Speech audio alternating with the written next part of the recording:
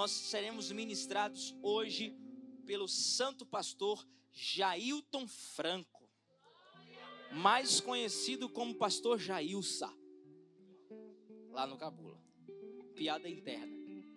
Diga assim: pastor Jailton, deixa Deus te usar. O pastor Jailton é um santo homem de Deus. Quem já ouviu o pastor Jailton pregar aqui? A maioria, né? O pastor Jailton é um santo homem de Deus, nos auxilia lá no Cabula. O pastor Jailton é líder de ministério de louvor, líder de ministério de evangelismo. Mais o quê? Minuto Aba. Diga, varão. É quase tudo, varão. É um varão que serve com excelência e hoje ele vai nos abençoar, nos ministrar. Então eu quero mais uma vez que você entregue uma salva de palmas pela vida do servo do Senhor, ao Senhor. Pastor Jailton, deixa Deus te usar. Aleluia. Eu fico todo acanhado ouvindo isso de um santo homem de Deus. Irmãos, eu fico feliz a parte do Senhor. Amém? Eu fico feliz todas as vezes que eu tenho a oportunidade de ministrar ao lado, não só de todos vocês, mas ao lado do pastor Ítalo, que é um jovem que eu aprendi a amar. Eu já o conhecia antes de ouvir falar, só que hoje os meus olhos ouviram. Alguém fez assim. Eu, quando cheguei na Arena Batista do Avivamento, no Cabula, ele me recebeu, ainda na época evangelista, me recebeu com carinho, com amor, com respeito. E eu, mutualmente a ele, aprendo muito com esse homem de Deus, que vem crescendo em Deus, que vem crescendo em Cristo. Que Deus me deu a oportunidade de estar ali auxiliando na aba do Cabula. E nada do que fazemos sozinhos. Tem também ali a orientação, os conselhos. É um jovem de 25 anos. Eu vou fazer 38 semana que vem, de hoje a 8. Tô logo avisando, viu? De hoje a 8. Mas uma das coisas que eu aprendi no reino de Deus é que quem quer ser o maior, seja o menor. Quem quer ser servido, sirva. A minha projeção em Deus, em Cristo e ministerialmente se dá quando eu sirvo os meus irmãos. Chegando ali na aba do Cabula, mesmo sendo consagrada pastor há muito mais tempo, mas eu o respeitei como evangelista e hoje como meu pastor. Quero dizer a essa igreja, I love you too, my friend. Eu não sei se o meu inglês está certo, mas eu quis dizer que eu te amo, meu irmão. Por gentileza, abram sua Bíblia no livro de Lucas, capítulo 7, a partir do versículo 37. A leitura será um pouco extensa, mas é uma leitura que faz-se necessária. Lucas, capítulo 7, a partir do versículo 37.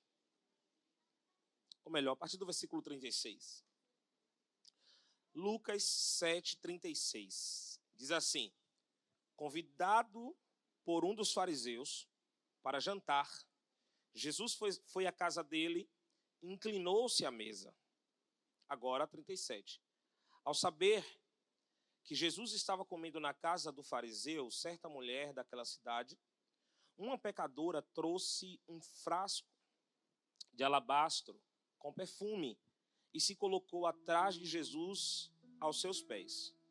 Chorando, começou a molhar-lhe os pés com suas lágrimas. Depois os enxugou com os seus cabelos, beijou-os e os ungiu com perfume. Ao ver isso, o fariseu que havia convidado disse a si mesmo: se este fosse profeta, saberia quem nele está tocando e que tipo de mulher ela é, uma pecadora.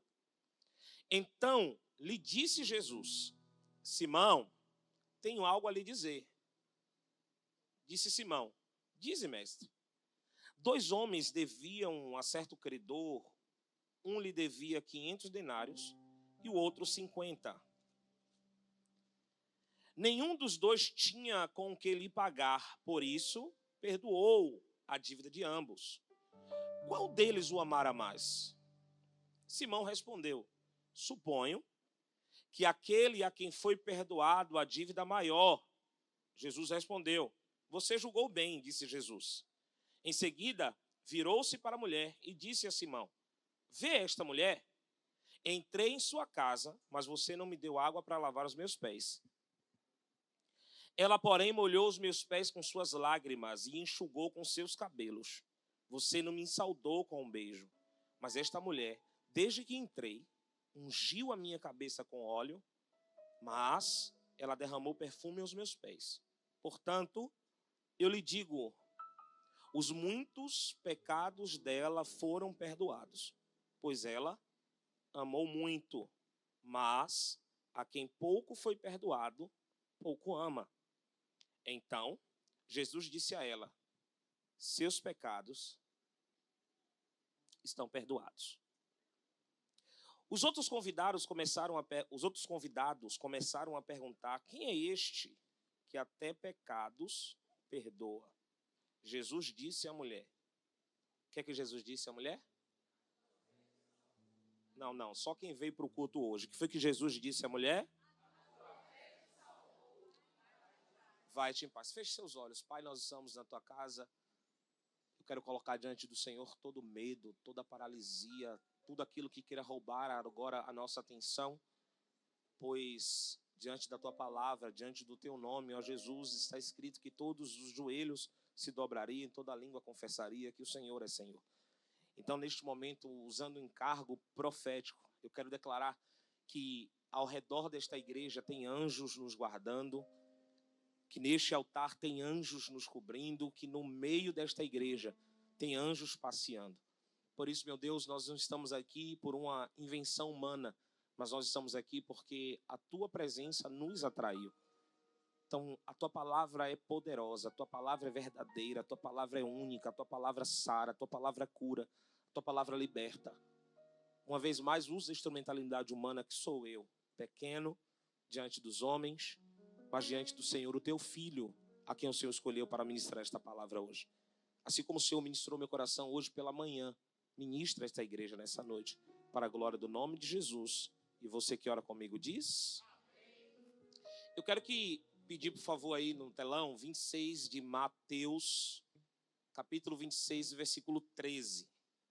Olha o que está escrito em Mateus, capítulo de número 26, versículo 13. Está escrito assim: em verdade vos digo, que onde quer que este evangelho for pregado em todo o mundo, também será referido o que ela fez para a sua memória.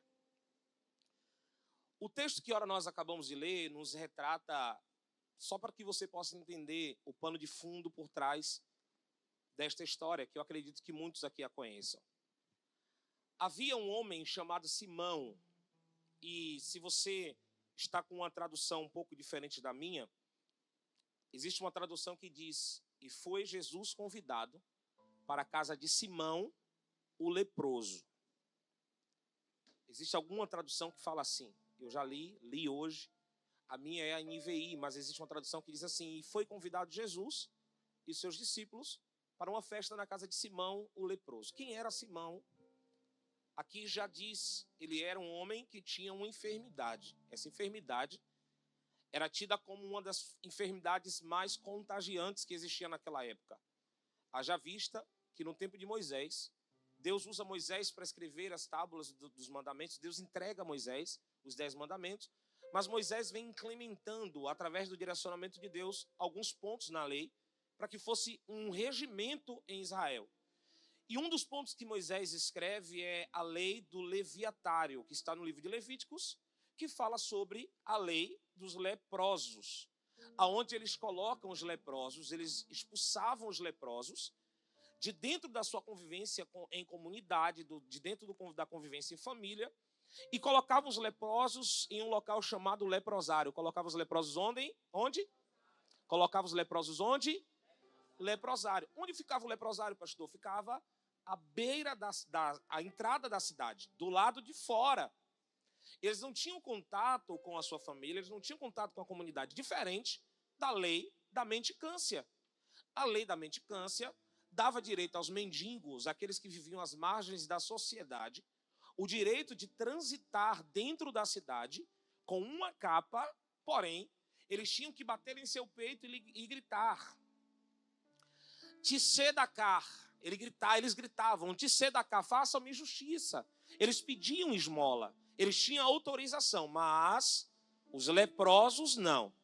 Os leprosos, eles tinham que ficar banidos, excluso da sociedade, excluso da sua família, como eu disse, num leprosário do lado de fora da cidade. Só que Jesus, ele opera vários milagres na cidade de Betânia, em Cafarnaum, em Samaria. E agora esse homem chamado Simão, ele havia sido curado por Jesus há um tempo atrás dessa enfermidade. Vocês lembram de Naamã? Naamã era um comandante de um exército que também possuía essa enfermidade, a lepra. A lepra, ela é humilhante, porque você sair do convívio da sociedade, você sair do convívio da sua família e viver excluso, dentro da mentalidade daqueles que sofriam dessa enfermidade, era o fim para eles, porque não havia cura, era uma doença incurável. Só que Jesus está em Betânia e ele acaba curando Simão. Simão era leproso. Jesus cura Simão. Só que na mesma cidade houve um outro grande milagre descrito em João capítulo 11, e especificamente no versículo 35, que é quando Jesus recebe a mensagem de que Lázaro, seu amigo, está enfermo, e Jesus chora. Talvez seja o versículo que as pessoas mais têm ele como o menor versículo da Bíblia, sendo que existe um outro. Jesus chorou.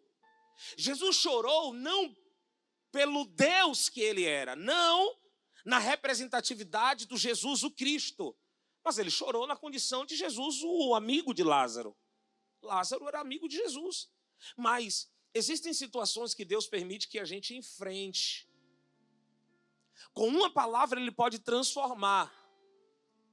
Mas o momento de Deus não era o meu momento. Não é a minha hora. E alguém pode olhar para Jesus chorando e dizer: peraí, se ele está chorando, é porque ele não tem poder de curar. Claro que ele tem. Marta, quando Jesus chega na cidade, diz: Jesus, se o Senhor estivesse aqui, o meu irmão não teria morrido, colocando Jesus no passado. Depois ela coloca Jesus no futuro, quando Jesus diz: Marta, o teu irmão não está morto, mas ele dorme, ele ressuscitará. Ela disse: claro, Jesus, quando o Senhor voltar na sua segunda vinda, eu creio no que está escrito. Colocou Jesus no futuro, sendo que Jesus estava com ela no presente. E Marta, eu não tiro Marta da razão dela. Porque nós, como seres humanos, confiando no Deus a que servimos, nós pensamos que o nosso Deus, ao nós dobrarmos o nosso joelho ao chão, ele vai responder a nossa oração como um Dorflex, que você toma, em alguns instantes a dor de cabeça vai embora. Vivemos uma vida inteira afastados de Deus, mas vimos frequentemente a um culto durante um mês e queremos que Deus mude a história de 20 anos. Jesus, quando ele se encontra com Marta e Maria, de alguma forma ele consola aquelas mulheres, e a pergunta que ele faz é: onde é que ele está? Elas, olhando para Jesus, dizem: vamos lá que eu vou te levar até o sepulcro. Chegando no sepulcro, a única palavra que Jesus diz é esta: Lázaro, sai para fora. O Jesus que Marta e Maria estavam no presente, mas havia jogado ele no passado e no futuro, quando ele chega na cidade, eu acredito que dentro do ambiente espiritual, o espírito ou a alma de Lázaro já havia voltado para o seu corpo. Ele só estava esperando alguém para dar a ordem do sepulcro ser aberto e ele poder sair. Eu vou ter que falar um pouco mais veemente para que você possa entender e o seu glória seja forte. Existem situações na sua vida que Deus já deliberou a ordem. Só está esperando um posicionamento seu para que o milagre aconteça. A Bíblia diz que quando Jesus dar a ordem, o morto ressuscitou. E saiu, é redundante isso aqui, né? Saiu para fora, mas foi Jesus que disse, vai reclamar com ele. Depois que Lázaro saiu, eu acredito que foi um alvoroço naquela cidade, porque aquilo ainda não havia acontecido em Betânia. Jesus já havia curado mulheres com fluxo sanguíneo, Jesus já havia curado meninas que estavam dormindo, alguém pensou que estava morta, mas ressuscitando morto, Lázaro é aquele quem abre esse caminho. Quando Lázaro sai atado com ataduras, e a cidade toda vê, acreditam no Messias, acreditam no poder de Jesus. Só que o tempo vai passando e o leproso também era amigo de Lázaro, porém era fariseu. O fariseu é aquele religioso. O fariseu é aquele cara que ele não é um adorador extravagante. É aquele cara que, por estar tanto tempo no evangelho, por estar tanto tempo na igreja, ele acha que tudo que alguém faz é meninice. Tudo que alguém faz, a busca de vigílias, de consagrações, de orações, não, isso aí é fogo de palha, vai passar. Esse aí é o fariseu. Simão, ele faz um banquete, um almoço. E ele convida os discípulos de Jesus e também a Jesus. Porém, eu acredito piamente que nessa reunião, Jesus estava entediado. Por quê? O versículo 36 já começa desta forma. E Jesus, sendo convidado pelo fariseu, ele entra a casa, se assenta à mesa e inclina sua cabeça. O papo ali não estava tão agradável, porque quando você está ao redor de uma mesa e a conversa está envolvente, é muito mais fácil. Daqui a pouco, eu fui para um jantar, aniversário da minha esposa, e chegando lá convidei alguns amigos dentro do restaurante, um restaurante chique. Só ouvia a nossa voz, porque a gente conversava, dava risada, gritava e tal. Quando a conversa é envolvente, quando alguém te chama a atenção, quando alguém consegue prender através da eloquência, através de um assunto sadio, através de um assunto que traz cura, que traz restauração, ele consegue a atenção de alguém. Só que Jesus está na festa. Jesus foi convidado para a festa, mas o assunto da festa não era Jesus. Qual foi o motivo do jantar? Qual foi o motivo do almoço? O motivo do almoço foi para celebrar a ressurreição de Lázaro. Eu estou diante de alguém que tem o poder da vida, Luciano. Eu estou diante de alguém que tem o poder de curar o leproso. Eu estou diante de alguém que tem o poder de botar a mão sobre a mulher encurvada e colocando a mão sobre ela, ela volta a caminhar novamente. Aí eu vou me preocupar com alguém que foi curado. Rapaz, você precisa entender para quem você está entregando a sua adoração. Jesus está na festa e as pessoas estão ovacionando Lázaro. Jesus está na casa, mas as pessoas estão ovacionando os problemas. Jesus está na casa, mas as pessoas estão olhando os percalços que enfrentaram até aqui. Para com isso, rapaz. Adoração não é um estilo de música. Adoração não é um estilo de roupa. Adoração é um estilo de vida. E a adoração só pode ser entregue a quem é digno de toda adoração. Pastor Ítalo fala sempre sobre isto. A primeira vez que você ouve a palavra iremos adorá-lo é em Gênesis capítulo 22. Quando Deus olha para Abraão e diz para ele: Abraão, vai até um lugar que eu vou te mostrar. E lá eu irei te direcionar. Abraão sai da sua casa e diz: iremos eu e o menino e adoraremos e retornaremos. Abraão no seu coração já sabia que o que Deus estava pedindo para ele não era um jumento. Por quê? Porque quando ele chega no pé do monte, o que ele faz, evangelista Rita? ele diz ao servo que estava com ele. Primeiro, ele sai de casa de madrugada. Volta para a casa de Abraão. Ele deixa Sara dormindo, em silêncio. Por quê? Porque ele sabia que se ele dissesse a Sara o que Deus estava pedindo a ele, talvez Sara não ia entender, minha bispa. Evangelistas. Talvez Sara não iria entender o que Deus estava pedindo a ele. Por quê? Porque dentro da linhagem da família de Abraão existia uma adoração a um deus pagão chamado Moloque, que eles faziam sacrifício de crianças.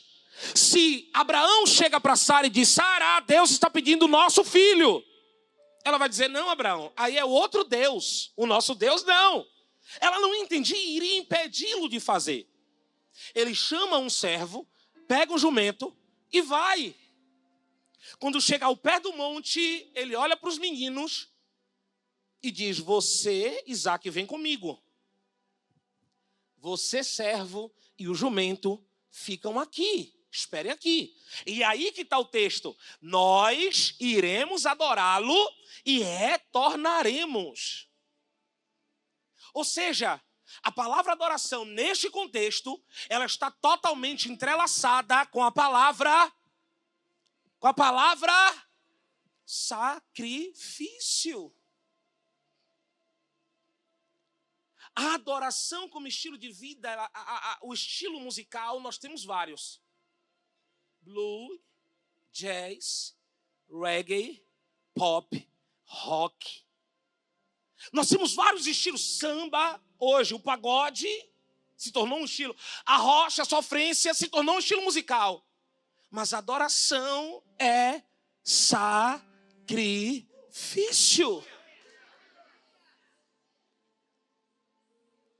Voltamos para a mulher, voltamos para Lázaro, voltamos para Simão. Está lá os discípulos reunidos na casa de Simão.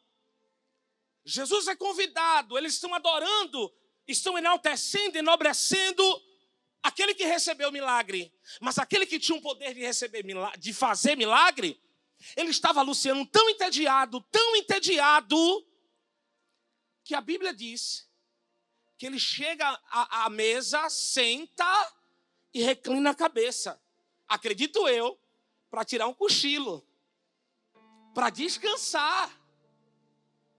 Enquanto todos dentro da casa tiveram a oportunidade de tocar em Jesus, de comer com Jesus, de saber alguma coisa sobre Jesus, não aproveitaram. A Bíblia diz que alguém que está do lado de fora,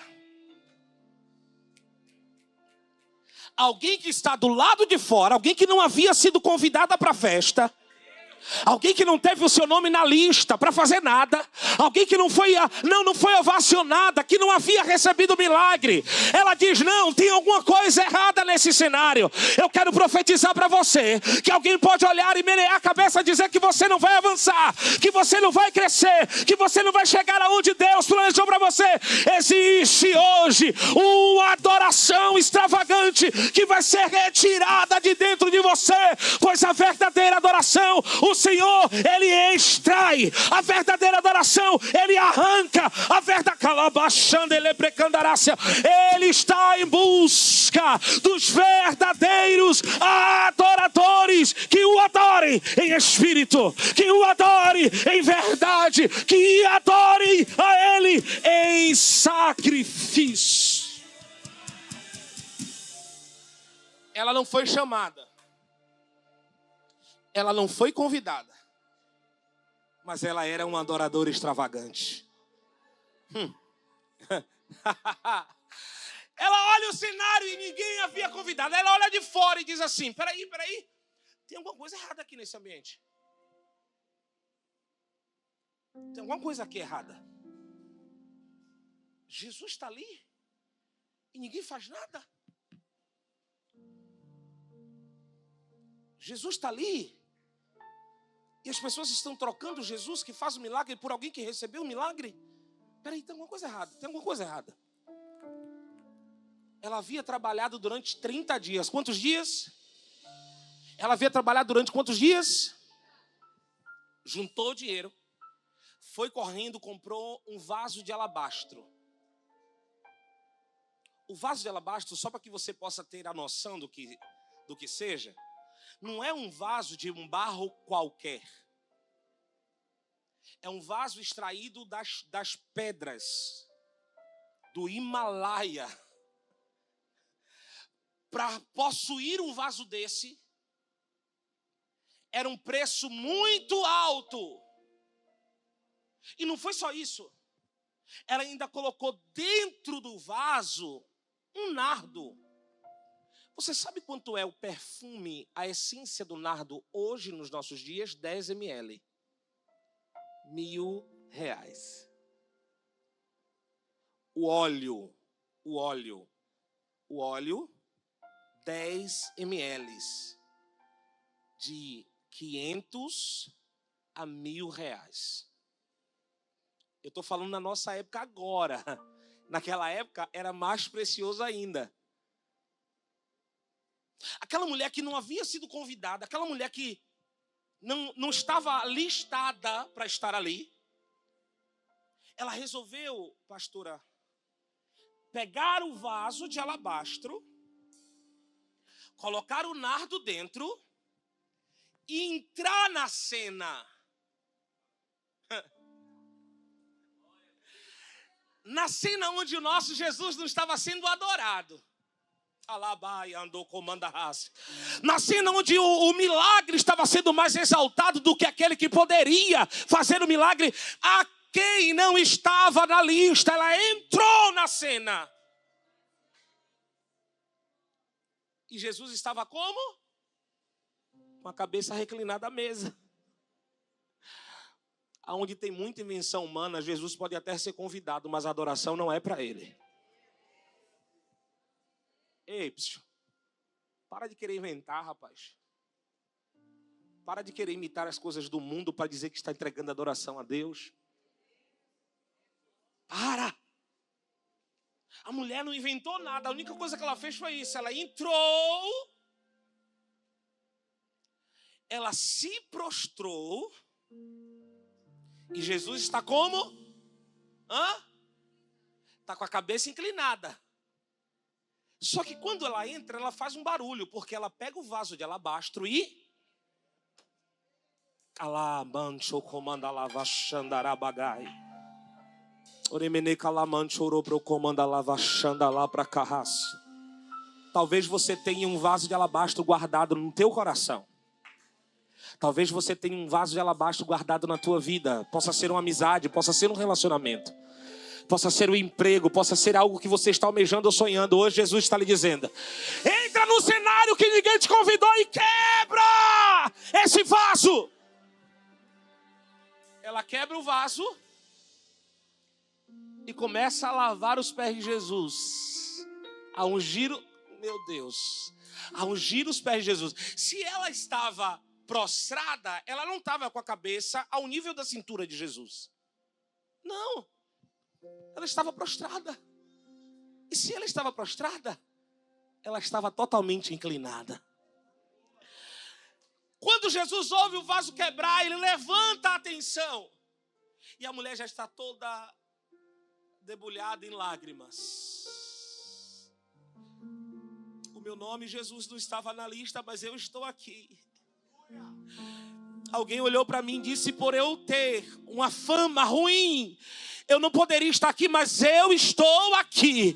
Eu não tenho nada mais para te oferecer, mas o que eu tenho eu te ofereço, a minha adoração. Ela começa a chorar nos... Ela começa a chorar nos pés de Jesus. E ela rompe. Primeiro, as mulheres não poderiam entrar em reuniões de homens. E segundo, o cabelo dela era mais ou menos da altura do meu. Ela desenrola o coque espiritual aqui, irmão, entre na visão. Ela desenrola o cabelo e ela começa a lavar os pés de Jesus com as lágrimas e enxugar com os cabelos. Só que Jesus levanta a sua visão e olha para aqueles que estavam ali, e ele sonda o pensamento do fariseu. E o que o fariseu está dizendo? Isso aí não é crente não, rapaz. Isso aí não é profeta. Porque se ele fosse profeta, ele... Ai, meu Deus. Ele saberia quem é esta mulher que está tocando nele. Jesus, sondando o pensamento de Simão, Jesus olha para ele e diz assim: ei, Simão, eu vou te contar uma história. 2 homens deviam, um devia 500, outro devia 25. Só que nenhum dos dois tinha dinheiro para pagar. O dono da dívida olha para eles e diz: os perdoados estão as suas dívidas. Quem foi que mais foi perdoado? Ele pensou: claro, Jesus, aquele ao qual devia mais. Tu pensastes bem. Assim também é esta mulher. Qual tamanho são as nuvens dos seus pecados? Hoje chegou salvação na sua vida. Não, eu vou ter que profetizar isso de novo. Hoje chegou salvação na sua vida. Ela não se importou com o estigma social. Ela não se importou com as normas que tinha naquele lugar. Simplesmente, escute, as mulheres não poderiam desenrolar os seus cabelos diante dos homens que não fosse o seu próprio marido. Alguém olhou para ela e disse: isso aí é uma prostituta, é uma mulher da vida. Ela não se importou com o estigma que alguém poderia colocar sobre ela, mas ela disse: eu vou adorar a Jesus. Eu vou me mandar lá. Tem alguém adorador aqui? Tem alguém que veio adorar aqui essa noite? Ei, o Senhor nessa noite está te dizendo: os teus vasos de alabastros precisam ser quebrados para que a adoração extravagante flua.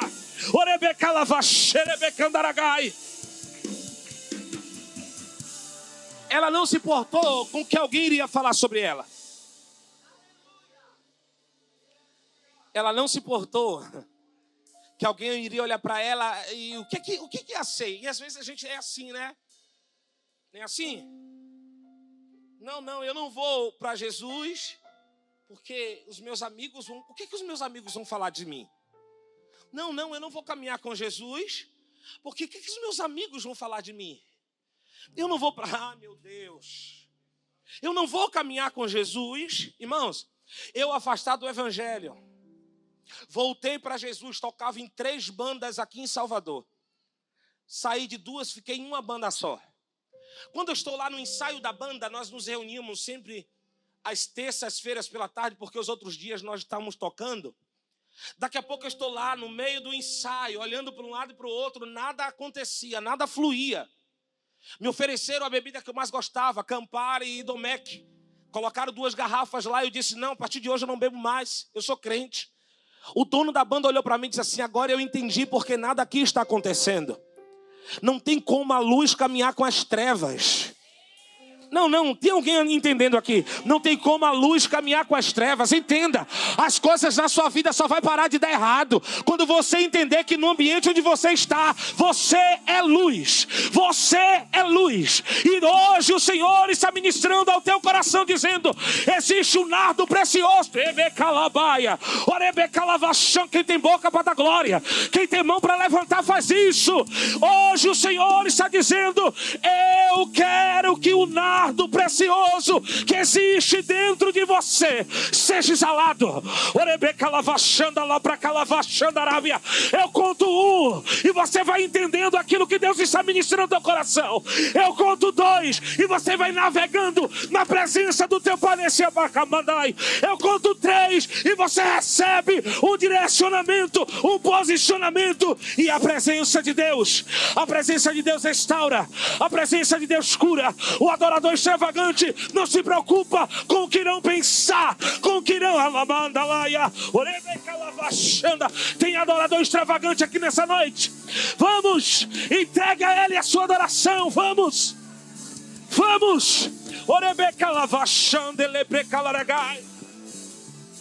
É você e Deus aí, é você e Deus, vai. Entrega a Ele a sua adoração, vai. Entrega a Ele aquilo que você vai derramar diante desse altar, vai. Uribicalabachorебecalaragai, xerebecanta laxandele, Uribianda lá pra calavachandele brecalaragácia.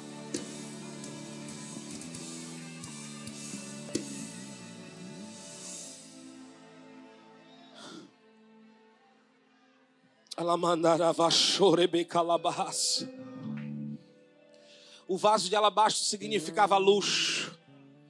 O nardo significava pureza e santidade. Aquela mulher, quando entrega o seu nardo e o seu vaso diante de Jesus, ela estava dizendo: mestre, eu não tenho a minha vida como preciosa.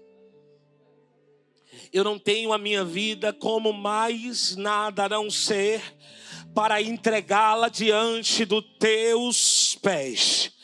Um adorador extravagante sempre vai encontrar no seu caminho um religioso fariseu, que quando te vê entrando na igreja cansada da faculdade, cansada da vida de trabalho árdua que você tem, cansada dos levantes que você sofre no teu plantão, lá no médico, no hospital, cansada das imperfeições que as pessoas querem ver perfeição e você não acha. Quando você chega num ambiente como esse, o fariseu olha e diz: pra que isso, rapaz? Pra que se jogar no chão dessa forma? Pra que chorar desse jeito? Deve estar passando alguma prova. Não! Ei, fariseu, hoje eu vim na condição de sacerdote e eu estou dizendo: as ovelhas do meu pai têm livre acesso a adorar a ele como ele é. Tem adorador aqui, tem adorador aqui, tem alguém que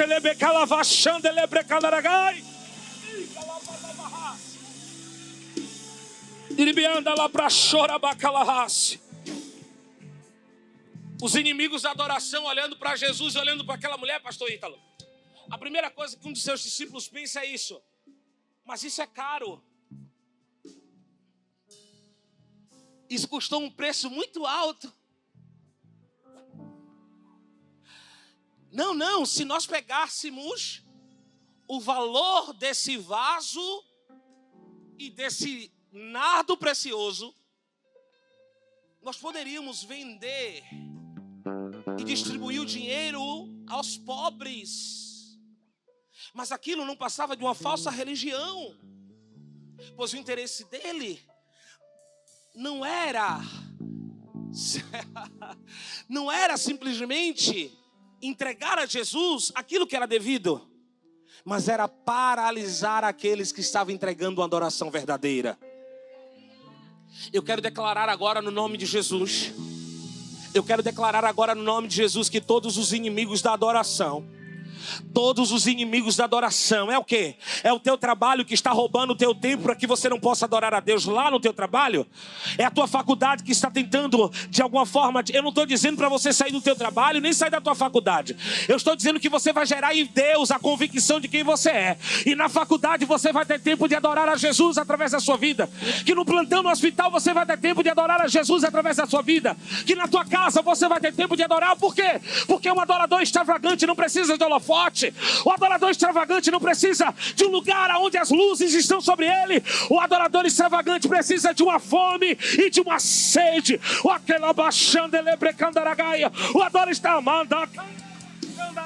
adorador extravagante precisa entender que ainda que os amigos o abandonem, que ainda que o Kamandai, a Xandarábia, que os homens o abandonem, o Deus que recebe a sua adoração não te deixa, não te abandona. Ele está inclinado a te ouvir.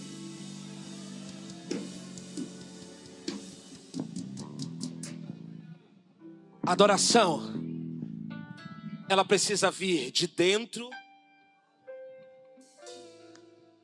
Eu já disse que adoração não é um estilo musical. Não. Adoração não é um estilo musical. Adoração é mesmo quando você tem a notícia de que você está com um filho à beira da morte. Assim como foi Davi com o primeiro filho de Batseba. Ele entrou no seu quarto no primeiro dia que ele ficou sabendo disso. Essa palavra é para alguém aqui essa noite.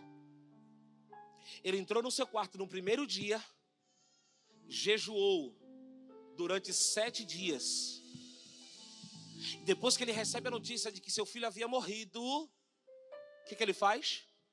Ele se levanta, toma um banho, lava o rosto, come pão e vai adorar. O adorador extravagante, o estilo de vida na adoração é você entender que independente daquilo que aconteça conosco aqui fora, o nosso Deus está nos fortalecendo aqui dentro. Adoração extravagante, o estilo de vida na adoração é você entender que ainda que tudo aqui fora possa estar caminhando para um caminho errado, ainda que tudo aqui fora, que o carro quebre, ainda que os homens traiam, ainda que alguém abandone, vire as costas, meleie a cabeça, o nosso Deus, Ele sempre estará, Ele diz, perto estou o Senhor, daqueles que tenham quebrantado e um contrito coração, deixes o Senhor não rejeitará. Achegai-vos, pois, a mim, e eu me chegarei a vós. Clama a mim, e eu te responderei. Pede-me, e eu te darei a terra, e as nações por herança, e as nações por possessão. Clama a mim, porque os meus ouvidos não estão agravados para que não te possa ouvir. As minhas mãos não estão encolhidas para que não possa salvar. Operando Deus, quem impedirá? Operando Deus. Se tem adorador extravagante aqui essa noite, dê um salto dessa cadeira, entregue a Jesus o melhor grito, o melhor aleluia, entrega a Ele o melhor glória, entrega a Ele as suas mãos, entrega a Ele o seu corpo, entrega a Ele a sua mentalidade, entrega a Ele a adoração.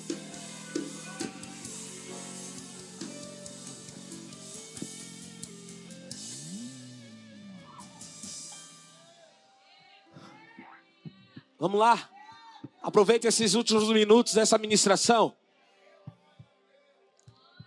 e faça como aquela mulher. Deus não quer somente o pouco ou muito de você. Deus, Ele quer tudo.